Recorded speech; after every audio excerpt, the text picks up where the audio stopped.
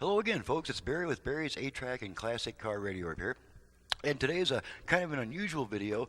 This unit has been sent back twice for the same problem, and I finally determined that the problem was not with the unit, but with the customer's car wiring not supplying enough current.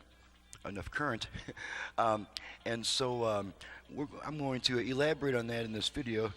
Excuse me, my phone's ringing. I got to take my earpiece off. Alrighty, we're going to turn this thing on, and the problem that the customer reported was that this unit's not changing tracks.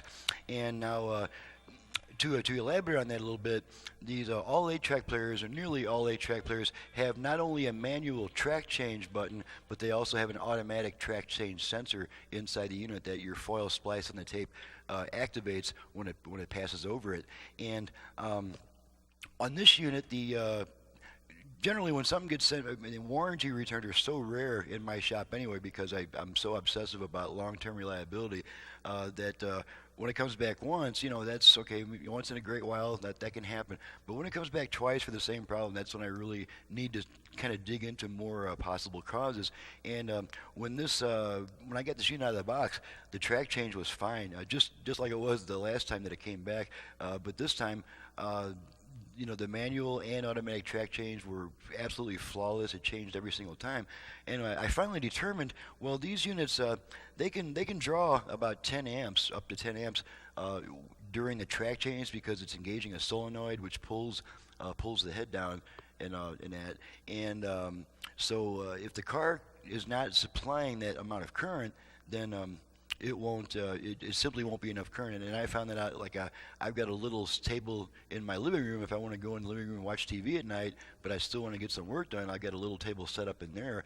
And I had a 3-amp power supply, which ended up not being enough to get the old Delco 8-track players to engage the track change function. So that got me to thinking about this situation as well. We're probably looking at the same thing. Now, if just the manual track change switch faltering is becoming a failure trend on these 70 Chrysler units, but if it won't change tracks automatically either, then it's going to be a problem that's common to both of them. And there's really, other than a wire breaking off, which would never happen, there's no reason that one would work and not the other, basically, unless it was a bad switch, in which this case it wasn't. But I'm going to go ahead and demonstrate. First of all, we'll pop in a tape that this is just a tape that I prepared, and let me see if I can dim the lights a little bit. And basically, left-right TC, that stands for track change, and you can see I've got it changing tracks roughly every 10 seconds. It's just a 10-second loop of tape that I have a foil splice. Like, if I want to go ahead and exercise, if a unit's been sitting around a long time and it's kind of stiff, and I want to exercise the track change function and not have to sit here and babysit it, then I can just feed this tape into it, and it'll change tracks every 10 seconds without my having to hit the button. So we'll go ahead and pop this tape in. There's just a tone on this tape. It's not going to be very exciting to listen to. But so we'll just, okay, and you can also see the tape moving a little bit when it changes tracks.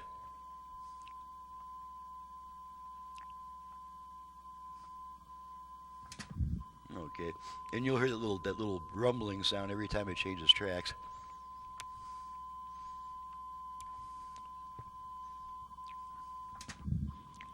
Okay, so as you can see, this unit's changing tracks automatically just fine.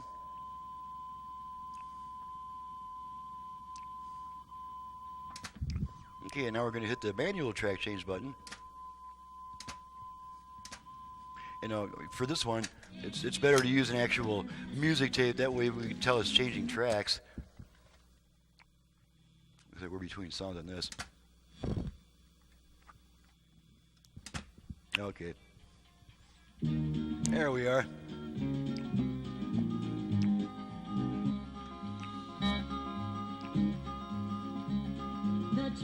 Alrighty. Now you'll be able to hear it changing tracks.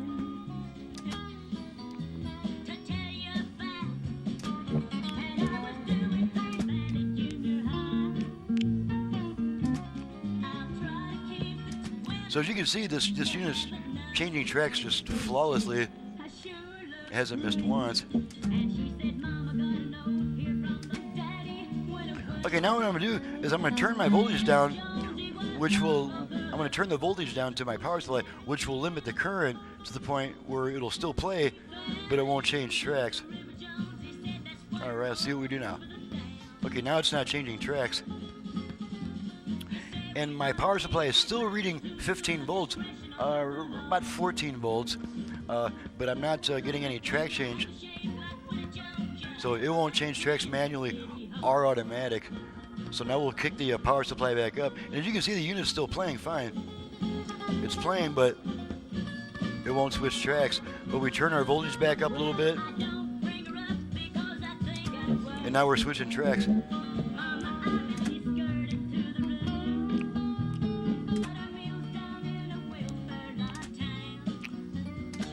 Okay, so now we'll turn our voltage back down a little bit more. Okay, and it didn't take much of a reduction of voltage to get that thing to stop changing tracks, so it's not changing now.